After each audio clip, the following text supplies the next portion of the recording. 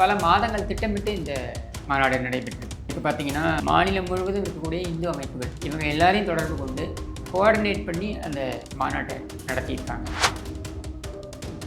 பாஜக மட்டும் பண்ணது எப்படி சொல்றீங்க? எங்க திமுக பண்ணிருக்காங்க. திமுக பண்ணலையா? எங்க லோக்கலா இருக்கிற அம்மன் கோவில் குழு ஊத்துதல்ல நீங்க பாத்தீங்கன்னாக்க திமுகவுடைய மாவட்ட செயலாளருடைய பேர் போட்டு போஸ்ட் அடிச்சு அதுவும் மக்களுக்காக பண்றாங்க சார். அவங்க வேற மாநிலத்துல போய் அவங்க அந்த மாதிரியான விஷயத்த பண்ணல சார். மத அரசியல் வேற மாநிலம் எப்படி சொல்லுவீங்க நீங்க? பாஜக இங்க இருக்கு, எப்படி வேறு மாநிலம்னு சொல்லுவீங்க?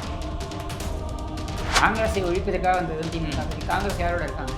சரி, நான் இப்ப கேள்வி உங்ககிட்ட கேட்கறேன், நீங்க திருப்பி திமுக எல்லா அரசியல் ஒரு நிமிஷம் எல்லாம் புரிஞ்சுக்கோங்க. அரசியல் கட்சி என்று வந்துவிட்டால், தேர்தல் அரசியல் என்று வந்துவிட்டால் குறைந்தபட்ச சமரசங்கள் இருக்கத்தான் செய்யும். குறைந்தபட்ச சமரசம் இருக்கலாம். நம்மளோட கட்சி தலைவரை இழிவுபடுத்தினா அண்ணாமலையை பக்கத்துல வச்சுக்கிட்டு எச் ராஜா திராவிடத்தை ஒளி பண்ணாரு, அண்ணாமலை திராவிட கட்சியை உருவாக்குறாரு எம்ஜிஆர். இன்னைக்கு அந்த திராவிட கட்சி பாஜக கூட போய் நிக்குதுன்னா அண்ணாமலை வந்து பேசினாரு, அக்காமலை பேசினதெல்லாம் நமக்கு தேவையில்லை. சரியா? Is nobody in terms of BJP.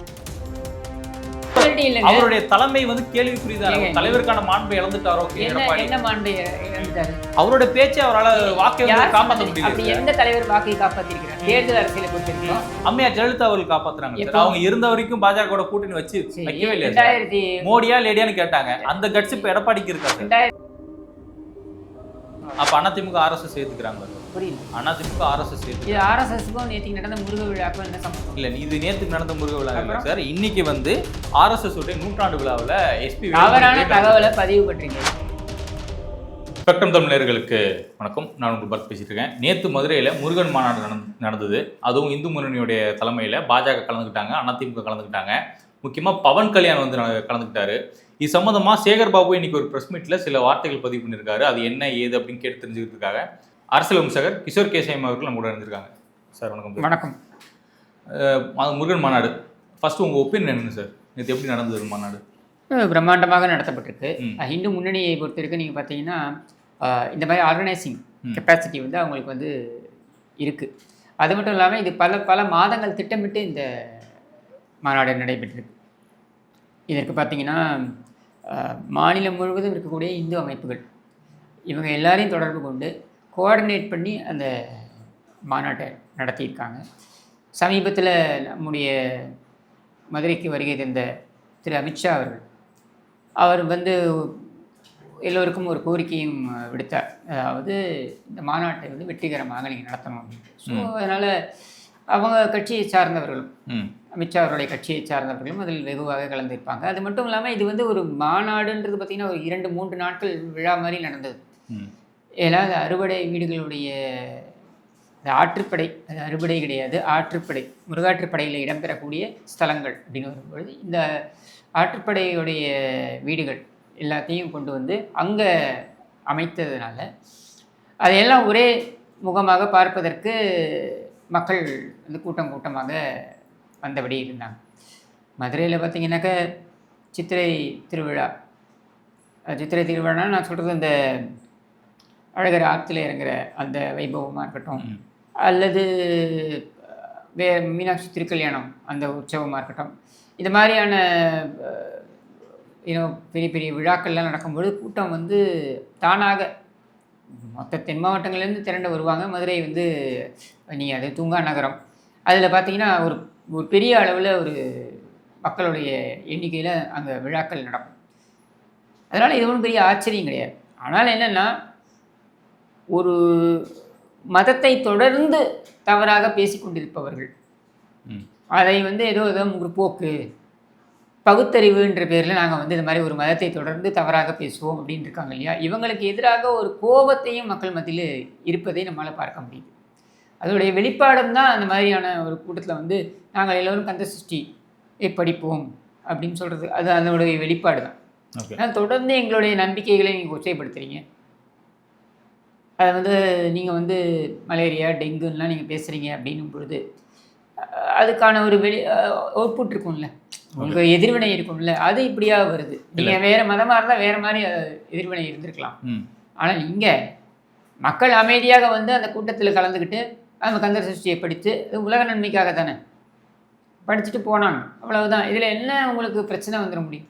இல்ல அந்த மாநாடு வந்து ஆச்சரியப்படுறதுக்கு ஒன்றும் இல்லை, ஆனா அச்சப்படுறதுக்கு சில கண்டென்ட் என்ன இருக்கு. இருக்கு? ஏன்னா அது நேற்று நடந்த முருகன் மாநாட்டில் பேசின முக்கியமான தலைவர் நயனா நாகேந்திரனா இருக்கட்டும், இல்லை அண்ணாமலையா இருக்கட்டும், இவங்க எல்லாருமே என்ன சொல்றாங்கன்னா, இஸ்லாம் மதத்தை மறைமுகமா தாக்குறாங்க. திருப்பரங்குன்றத்துல வந்து சமீபத்துல முஸ்லிம்களுக்கும் அங்க இருக்கக்கூடிய இந்து மக்களுக்கும் ஒரு பிரச்சனை ஏற்படுது. அங்கே வந்து ஃபர்ஸ்ட் வந்து பிரச்சனை தூண்டுறது இந்து முன்னணி சம்பந்தப்பட்ட நபர்கள் உள்ள போடுறாங்க. அது ஒரு கலவரமா வெடிக்கக்கூடிய சூழல் ஏற்படுது. இதை மறைமுகமா இங்க இருக்கக்கூடிய மாற்று மதத்தினர் அப்படின்னு சொல்றதா இருக்கட்டும், மதம் மாறாதீங்க, மதம் மாறினவங்க திரும்புங்கன்னு சொல்றதா இருக்கட்டும், இதெல்லாம் விதண்டாவாதம் தானே, அரசியல் மேடை தானே அது, அது ஆன்மீக மேடை இல்லையே.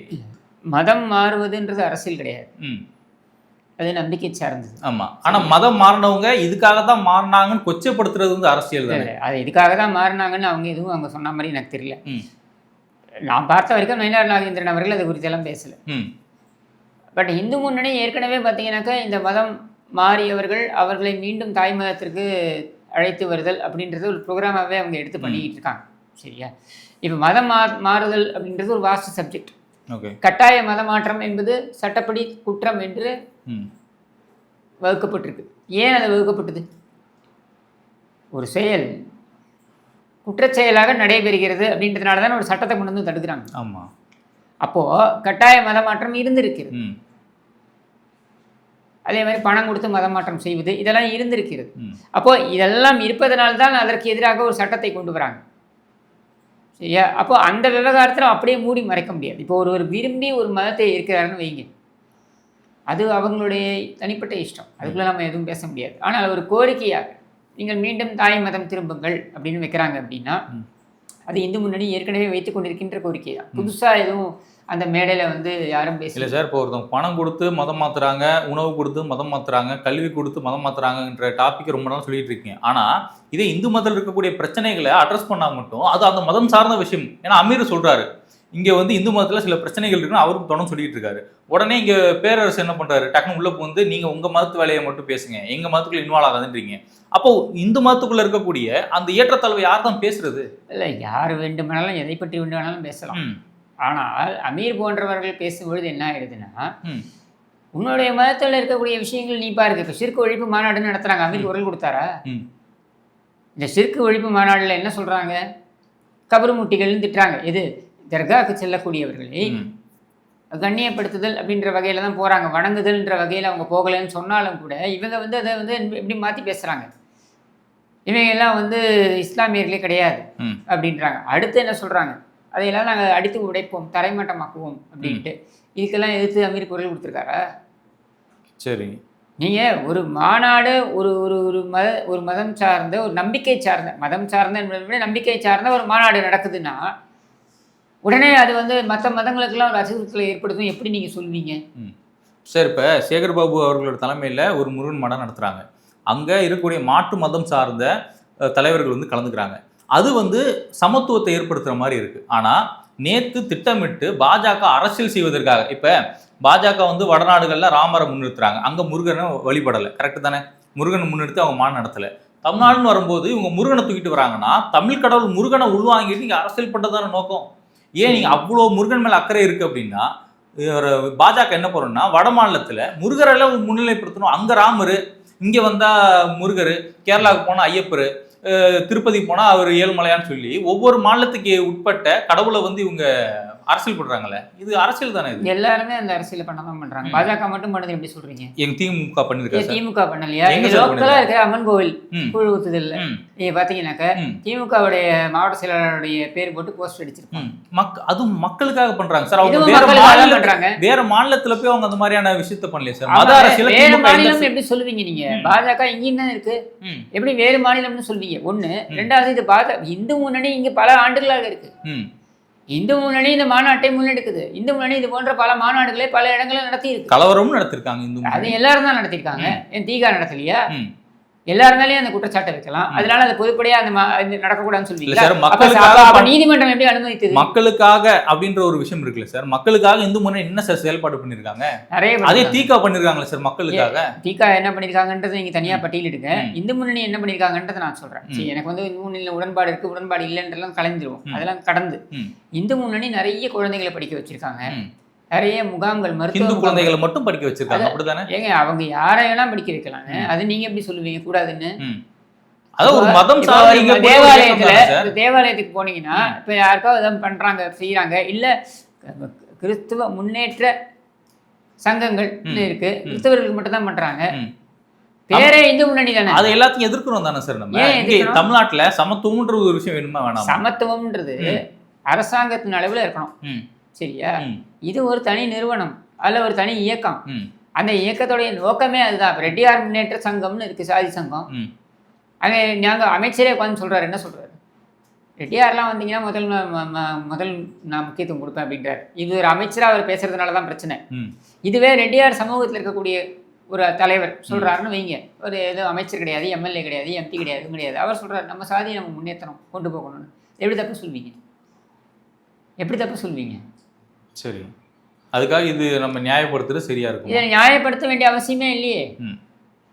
நியாயப்படி நடக்கிறதுனால தானே. சட்டப்படி இது நடக்குதா? சரி, நியாயம் உங்க பார்வையில் ஒன்று இருக்கலாம், என் பார்வையில் ஒன்று இருக்கலாம், சரியா? சட்டப்படி நடக்குதா? சட்டப்படி நடந்திருக்கு. சரி, ஓகே. சட்டம் மீறி இருக்குன்னு நீங்க குற்றச்சாட்ட போறீங்களா? தென் கோ டு கோர்ட். ஓகே, சரியா? இது ஒரு கூட்டம் நடத்துவதற்கு நிறைய ப்ரொசீஜர்ஸ், இதையெல்லாம் ஃபாலோ பண்ணி தான் அவங்க அந்த கூட்டம் நடத்துறாங்க. அப்படின்னும் பொழுது இதை எப்படி நீங்க அநியாயம் சொல்வீங்க? சரி, ஓகே சார்.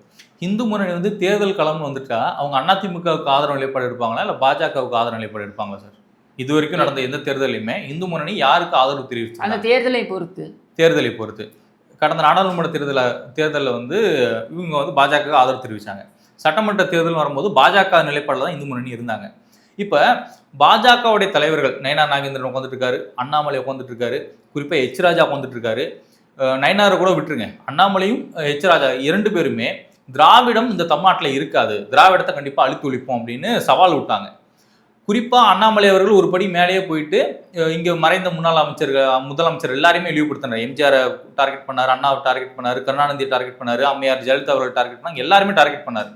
இப்போ இவங்கெல்லாம் கலந்துக்கக்கூடிய ஒரு மேடையில் அதிமுக இன்னைக்கு சமரச போக்கில் கிட்டத்தட்ட ஒரு அடிமை சாசனம் எழுதி கொடுத்த மாதிரி போய் மேடையில் பக்கத்தில் போய் உட்கார. காங்கிரஸை ஒழிப்பதற்காக வந்ததுதான் திமுக. காங்கிரஸை ஒழிப்பதற்காக வந்ததுதான் திமுக. பத்தி காங்கிரஸ் யாரோட இருக்காங்க? சரி, நான் இப்ப கேள்வி உங்ககிட்ட கேட்கறேன், நீங்க திருப்பி திமுக புரிஞ்சுக்கோங்க. அரசியல் கட்சி என்று வந்துவிட்டால், தேர்தல் அரசியல் என்று வந்துவிட்டால் குறைந்தபட்ச சமரசங்கள் இருக்கத்தான் செய்யும். குறைந்தபட்ச சமரசம் இருக்கலாம். நம்மளோட கட்சி தலைவரை இழிவுபடுத்தினா அண்ணாமலையை பக்கத்துல வச்சுக்கிட்டு எச் ராஜா திராவிட ஒளி பண்ணாரு, அண்ணாமலை திராவிட கட்சியை உருவாக்குறாரு எம்ஜிஆர். இன்னைக்கு அந்த திராவிட கட்சி பாஜக கூட நிக்குதுன்னா அண்ணாமலை பேசினாரு, அக்காமலை பேசினதெல்லாம் நமக்கு தேவையில்லை, சரியா? Is nobody in terms of BJP. அவர் முன்னாள் தலைவர், அவ்வளவுதான், சரியா? இன்னைக்கு அவர் ஏதாவது பொறுப்புல இருக்காரா? கிடையாது. இப்ப நான் கேட்கறது இங்க என்னன்னா, ஒரு தலைவராக நயனார் நாகேந்திரன் அதை பேசி இருந்தால் நாம அதுக்கு பதில் சொல்லலாம், சரியா? எச் ராஜா திராவிடத்தை ஒழிப்போம் அப்படின்னு அவர் சொல்வார் அப்படின்னாக்க அது அவருடைய தனிப்பட்ட கருத்தை, அவர் கட்சியோட கருத்தை எடுத்துக்க வேண்டிய அவசியம் கிடையாது. பாஜகவோட கருத்து கிடையாது. பாஜகவோட கருத்து அது கிடையாது. பாஜகவோட கருத்தா இருந்தா பாஜக அவங்களுடைய அபிஷியலா அவங்களுடைய மாநில தலைவர் சொல்லட்டும், திராவிடத்தை ஒழிப்போம் சொல்லட்டும், சரி, சரியா? இதுக்கு நம்ம பதில் சொல்லலாம். ஏன் அதிகாரப்பூர்வமா இல்லாம ஒருத்தர் சொல்றதெல்லாம் நம்ம தனிப்பட்ட விதத்துல சொல்லக்கூடியதெல்லாம் நம்ம பதில் சொல்ல வேண்டிய அவசியம் கிடையாது. நாம் சொல்லக்கூடியது என்னன்னா, திராவிடம் என்பது என்ன? ஒரு அடையாளம், என்னை பொறுத்த வரைக்கும் ஒரு இடம் சார்ந்த அடையாளம், சரியா? தமிழ்நாடு திராவிட பூமின்னு எடுத்துக்கலாம், இல்ல திராவிடர்கள் இங்க இருக்கக்கூடியவர்கள் திராவிடர்கள் அப்படின்னு எடுக்கலாம். இல்லை நீங்கள் அபிதான சிந்தாமணி வரைக்கும் போவீங்கன்னாக்கா பஞ்ச திராவிடர்கள் இருக்காங்க, அவங்க தனியாக ஒரு கேட்டகரைசேஷன் சொல்கிறாங்க, சரியா? இப்படி யார வேணாலும் சொல்லலாம். இன்றைக்கு இவர்கள் திராவிட மாடல் என்று சொல்கிறாங்க பாரு, இதைத்தான் நம்ம விமர்சனம் பண்ணுறோம். அப்போ இது போலியா நீ கொண்டு நீ திணிக்கக்கூடிய விஷயம், இதைத்தான் நம்ம எதிர்க்கிறோம், அவ்வளோதான், சரியா? அதனால பாஜக இப்போ பாஜகவே சில கொள்கை முடிவுகள் எடுத்திருக்கலாம். இன்னைக்கு வக்ஃபு நாங்கள் உடன்படலையே, ஆனால் கூட்டணி கட்சி தானே, நீங்க தடுக்கவும் மாட்டீங்க, நின்று வேடிக்கை பார்க்க போறீங்க. நாங்கள் எழுத்து வாக்கு போட்டிருக்கோம்னா அதுக்கு மேலே வேற என்ன இருக்க முடியும்? இல்லை சார், மக்கள் நலனுக்காக பண்றீங்க, இஸ்லாமிய மக்களுக்கு நலனுக்காக பண்றீங்க, சிறுபான்மை மக்களுடைய பாதுகாவலராக நீங்க உருவெடுக்கணும்னு நினைக்கிறீங்கன்னா நீங்க எதிர்த்தா பாதுகாவலராக உருவெடுக்க வேண்டிய அவசியம் இல்லைங்க. நம்ம அனைத்து மக்களுக்குமே பாதுகாவலர்கள் தான், சரியா? ஆனா திமுக மாதிரி நீங்க ஸ்ட்ராங்கா இல்லையே, பிஜேபி எதிர்ப்புலையோ இல்ல விசிகா மாதிரி பாஜக எதிர்ப்புலையோ நீங்க இல்லையே. விசிகா திமுகவோட கூட்டணி வச்சதோட இல்லாம பாஜகவோட கூட்டணி வச்சிருக்கு, சரியா? அது தப்பு புரிஞ்சுக்கிட்டு தானே சார் இப்போ ஒதுங்கி நிக்கிறாங்க. அவங்க தப்பு எப்படிங்க நீ புரிஞ்சா நீங்க முடிவு பண்ணுவீங்க? அப்ப ராஜ்நாத் சிங் கூட்டம் ஏன் காயினை வெளியிட்டாங்க, நெத்திகாசையை வெளியிட்டாங்க கருணாநிதிக்கு? தப்பா இருந்தா ராஜ்நாத் சிங் ஏன் வந்தாரு? சரி, ஏன் வெங்கைய நாயுடு கூட்டம் இவங்க சிலையை திறந்தீங்க கருணாநிதிக்கு? அப்பெல்லாம் உங்களுக்கு தப்புன்னு தெரியலையா? ஒரு தேசிய தலைவர்ன்ற பார்வையில வந்து என்ன தொடர்றாங்க. தேசிய ஆனா தலைவர்? கூட்டணியா சார் வச்சாங்க. என்ன தேசிய தலைவர்? அப்ப கூட்டணி வைக்கல நீங்க? 6 வருஷம் நீங்க கூட்டணி இல்லையா வாஜ்பாயோட? சரி, ஏன் கூட்டணியில் இருந்தீங்க? அதனால இதெல்லாம் வந்து நாளைக்கு திமுக சொல்ல முடியுமா எந்த காலத்துல நான் பாஜகவோட கூட்டணி வைக்க மாட்டேன்னு சொல்ல முடியுமா? ஆனா எடப்பாடி சொன்னாரு என்ன, நாடாளுமன்ற தேர்தலில் போய் எஸ்டிபியோடைய மீட்டிங்ல உட்காந்துக்கிட்டு அடுத்து வர இந்த தேர்தல் மட்டும் இல்ல சட்டமன்ற தேர்தலும் நான் பாஜக நாடாளுமன்ற தேர்தல் மட்டும் இல்ல சட்டமன்ற தேர்தல் வைக்க மாட்டேன்னு சொன்னாரு. ஆனா இன்னைக்கு அப்படியே அந்தர்பல்ட்டி அடிச்சிருக்காரு. அவருடைய தலைமை வந்து கேள்விக்குறிதான். தலைவருக்கான மாண்பை இழந்துட்டாரோ எடப்பாடி? என்ன மாண்பை இழந்துட்டாரு? அவருடைய பேச்சை அவரால் வாக்கை காப்பாற்ற முடியல. அப்படி எந்த தலைவர் வாக்கை காப்பாத்திருக்கிறார்? தேர்தல் அரசியலை பொறுத்த வரைக்கும் அம்மையார் ஜெயலலிதா அவர்கள் காப்பாத்துறாங்க. அவங்க இருந்த வரைக்கும் பாஜக கூட்டணி வச்சு வைக்கவே இல்லையா? மோடியா லேடியான்னு கேட்டாங்க. அந்த கட்சி இப்ப எடப்பாடிக்கு இருக்கா சார்? 2002 என்ன பண்ணாங்க செல்வி ஜெயலலிதா? என்ன பண்ணாங்க சார்? மெரினா கடற்கரையில கூட்டம். என்ன சொன்னாங்க? நான் தெரியாமல் ஒரு தவறை செய்து விட்டேன், இனி எங்க காலத்திலும் நான் வந்து பாஜகவுடன் கூட்டணி வைக்க மாட்டேன் சொன்னாங்களா? 2024 யாரோட வச்சாங்க கூட்டணி? யாரோட வச்சாங்க? இப்ப நீங்க தலைவரா ஏத்துக்கிட்ட அம்மையார் ஜெயலலிதா அவர்களே வாக்கு மாறிட்டாங்க. தலைவரா ஏத்துக்கிட்ட யாரா இருந்தாலும், எந்த அரசியல் தலைவரா இருந்தாலும், நீங்க எந்த அரசியல் தலைவரா எடுங்க, நீ எந்த அரசியல் தலைவர் வேண்டுமானாலும் எடுங்கள். தேர்தல் அரசியல் என்று வரும்பொழுது அவர்களுடைய கணக்கு வேறு மாதிரியாகத்தான் இருக்கும். சரியா?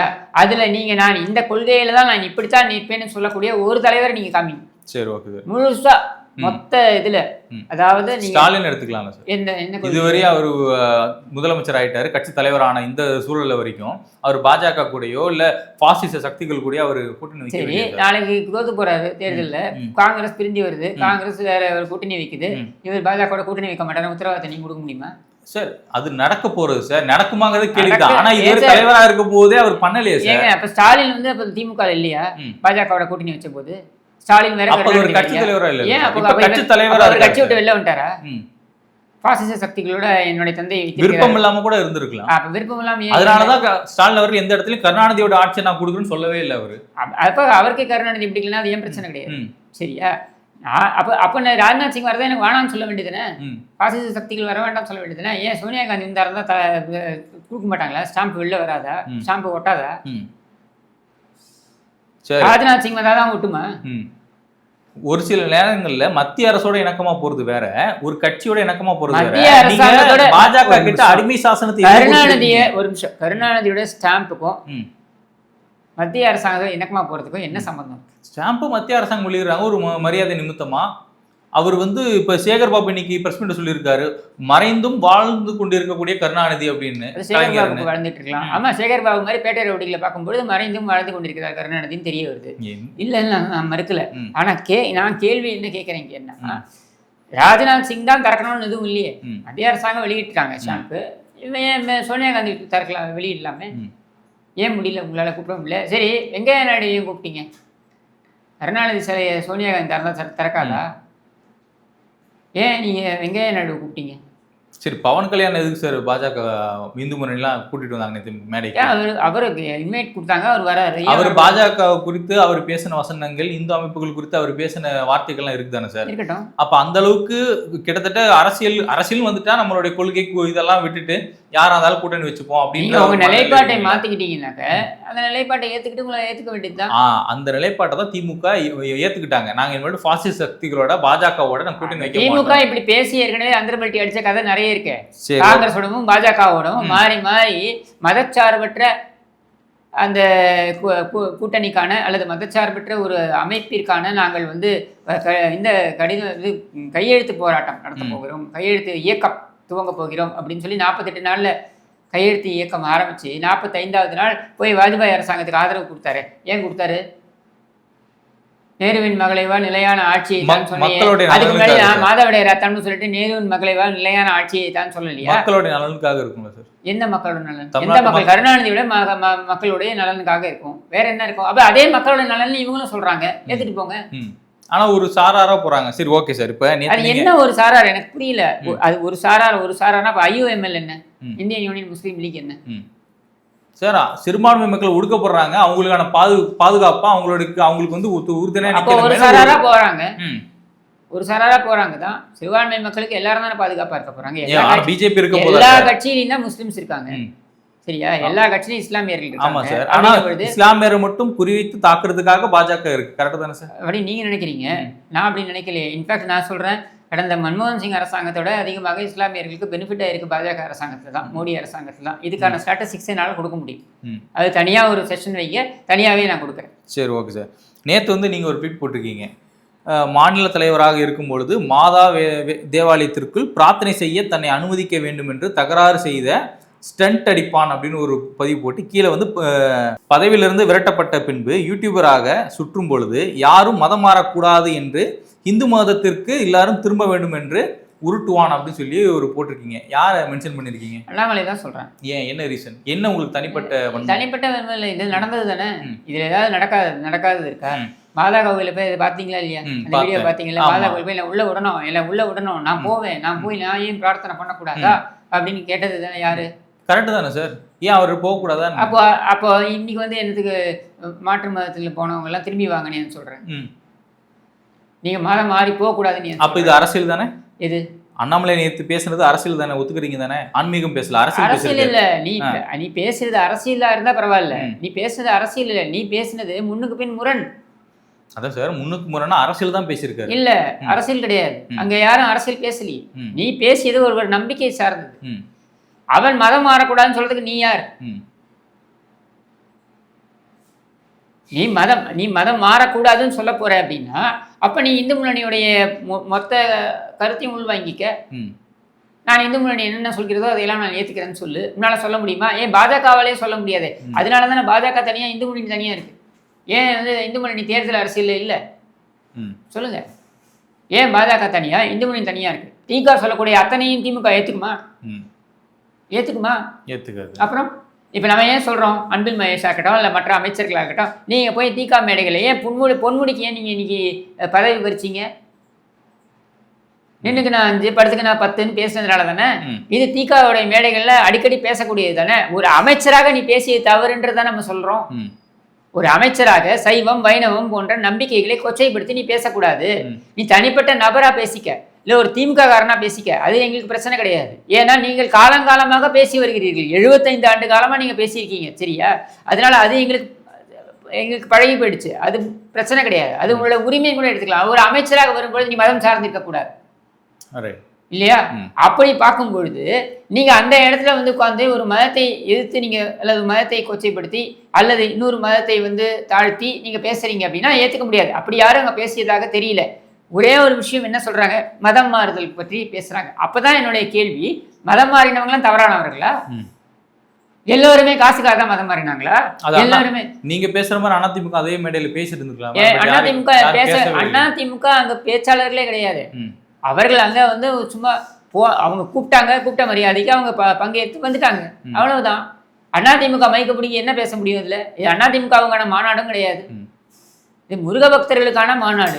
அந்த முருக பக்தர்களுக்கான மாநாட்டில் வந்து மதம் மாறுதல் பற்றி எல்லாம் பேச வேண்டிய அவசியம் கிடையாது. இந்து முன்னணி பல்வேறு இடங்கள்ல பேசியிருக்கலாம், அந்த இடத்துல அதை பேசியிருக்க வேண்டிய அவசியம் கிடையாது. அதுவும் பாஜக போன்ற ஒரு கட்சி உடைய முன்னாள்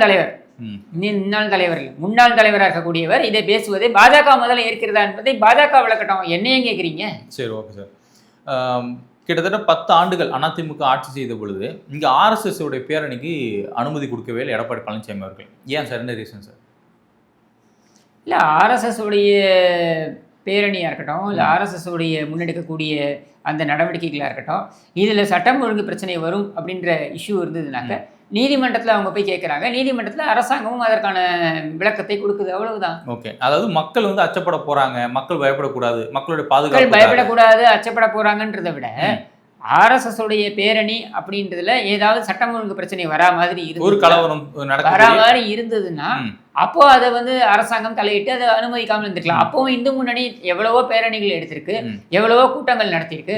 ஏன் திருப்பூர்ல இந்து முன்னணி கூட்டம் நடந்த பொழுது நான் வந்து மேடையில் நான் இருந்தேன், சரியா? திருப்பூர்ல இந்து முன்னணி கூட்டம் நடந்த போது நான் என்னையும் அழைச்சிருந்தாங்க, நான் மேடையில இருந்தேன். அப்போ அதிமுக அரசாங்கம் தானே, திமுக அரசாங்கம் இல்லையே. சரி, இல்லை சார், RSSன்னு சொன்னாலே தமிழ்நாட்டு மக்கள் மத்தியில் ஒரு அச்ச உணர்வு இருக்கு. ஒருவேளை ஏதோ ஒரு கலவரம் ஏற்பட்டுருமா இருக்கே சார். RSS உடைய வரலாறு எடுத்து பார்த்தோம்னா கலவரம்ன்றது ரொம்ப அசால்ட்டா அவங்களுடைய ஒன்றி பிணைந்த ஒரு அப்படி பார்த்தீங்கன்னாக்கா இங்க இருக்கக்கூடிய பல கட்சிகள் பல இயக்கங்களையும் நம்ம கலவரம் செய்யக்கூடியவர்கள் சொல்லலாம். அப்ப அதிமுக RSS சேர்த்துக்கிறாங்களா சார்? புரியல. அதிமுக RSS இது சேர்த்துக்கிறாங்க. RSSக்கும் நேற்றுக்கு நடந்த முருக விழாக்கும் என்ன சம்பந்தம்? இல்ல இது நேத்துக்கு நடந்த முருக விழா இல்ல சார், இன்னைக்கு வந்து RSS உடைய 100ஆண்டு விழாவில் SP தவறான தகவலை பதிவு பண்றீங்க. இது RSS உடைய 100ஆண்டு விழா கிடையாது. இது அந்த ஆதீனத்துடைய 100ஆண்டு விழா. ஆனா செய்தி ஊடகங்கள் அப்படிதான் சார், ஊடகங்கள் இப்படிதான் மாத்தி எழுதுறீங்க. இதான் பிரச்சனையே. ஊடகங்கள்ல ஒரு விஷயத்தையே மாத்தி எழுதுறீங்க. RSS உடைய மோகன் பகவத் அவர்களும் கலந்து கொண்டார். அது அந்த அந்த ஊர்ல இருக்கக்கூடிய ஆதீனத்துடைய 100ஆண்டு விழா. சரி, அந்த 100ஆண்டு விழால அந்த தொகுதியுடைய MLA இருக்கக்கூடிய முன்னாள் அமைச்சர் வேலுமணி அவர்களும் அழைக்கப்பட்டார். ஏன்னா அது ஆதீனத்துடைய 100ஆண்டு விழா, RSS 100ஆண்டு விழா இல்ல. ஆனா RSS கலந்துக்கிறாங்க. அப்ப அது அந்த இடத்துல ஏதோ ஒரு முரண்பாடு. அந்த இடத்துல நம்ம ஆதீனம் என்ன RSSக்கு கடமைப்பட்டவங்களா? இல்ல, அது நீங்க ஆதீனத்துக்கும் RSSக்கும் என்ன உறவுன்றது நீங்க ஆதீனத்துக்கு தான் போய் கேட்கணும். என்ன கேட்க கூடாது. அதிமுகவை அழைச்சிருக்காரு ஆதீனம். ஆதீனத்தோட விழா, அங்க RSS வரலாம், திமுக வரலாம், அதிமுக இருக்கலாம், பல்வேறு கட்சிகள் இருக்கலாம். இப்போ இவரோட விழா நடக்குதுங்க, அது இது நடத்துறாரு யார், கோயம்புத்தூர்ல ஜக்கி வாசுதேவ். சரியா, ஜக்கி வாசுதேவ் விழாவில் RSS காரங்க கலந்துக்கிறாங்க, பாஜக காரங்க கலந்துக்கிறாங்க, திமுக காரங்க கலந்துக்கிறாங்க. ஏன் இவர் DK சிவகுமார் காங்கிரஸ் அவர் வந்து கலந்துக்கிட்டாரு. இதுக்கு என்ன சொல்வீங்க? அது ஜக்கி வாசுதேவோட விழா. இது தவறு, திட்டமிட்டு தவறான பரப்புரை நடக்குது. RSS 100ஆண்டு விழா, RSS 100ஆண்டு விழா இல்லை, அதை எடுத்து பாருங்க. அது அந்த ஆதீனத்தோடைய 100ஆண்டு விழா. அந்த ஆதீனத்தோடைய 100ஆண்டு விழாவில் RSS மோகன் பாகவத்தும் வருகிறார். அந்த இடத்துல இவரையும் அழைத்திருக்காங்க, யாரு, தொகுதி MLA. அதனால அவர் போனார். இவ்வளவுதான். இது ஏன் இவ்வளவு பெருசா நீங்க வந்து RSS நாங்கள் தொடர்பில்லை? இப்ப நான் என்ன கேட்கிறேன், RSS தீண்ட தகாத இயக்கம்னு நீங்க சொல்ல போறீங்களா? ஆனா RSS தீகா எங்க எவ்வளவோ இயக்கங்கள் தடை செய்யப்பட்டு தடை வாபஸ் பெறப்பட்டிருக்குங்க. இன்னைக்கு தடை செய்யப்பட்டிருக்கா? அவ்வளவுதான் கேள்வி ஒண்ணு. ரெண்டாவது, இதே RSS பத்தி திமுக இது கருணாநிதி கொடுத்த விளக்கம் என்ன? RSS தீகா போன்ற சமூக இயக்கம் சொன்னாரா இல்லையா? அப்ப நீங்க தீகா ஏத்துக்கிறீங்களா? புரியல. நீங்க தீகா ஏத்துப்பீங்களா? அதிமுக என்னைக்குமே தீகாவை முழுமையா ஏத்துக்க மாட்டேன்னு சொல்லலையே. தீகாவுடைய பல கொள்கையில ஒத்து போறோம், சில கொள்கைகளை வேறுபடுறோம் தான் அதிமுக சொல்லுது. அதான் அதே தீகா இன்னைக்கு திமுக கூட இருக்காங்க, RSS உங்க கூட இருக்காங்க. அப்ப பாசிச சக்தியோட அதிமுக இருக்காங்க, அப்படித்தானே? பாசிச சக்தின்றது யாரு முடிவு பண்றது? அதிமுக என்னைக்குமே RSS BJP பாசிச சக்திகள்னு சொன்னது கிடையாது. சரியா, அவங்களோட கூட்டணியில இருக்க முதலாளி சொல்ல முடியாதுல்ல சார், அப்படி நீங்க நினைச்சுக்கலாம். சரியா, அங்க முதலாளி இருக்கிறது யாரு? திமுக முதலாளி இருக்கிறது தான் மோடி, அப்புறம் அமித்ஷா. சரியா, நாம ஒண்ணுமே சொல்லலையே.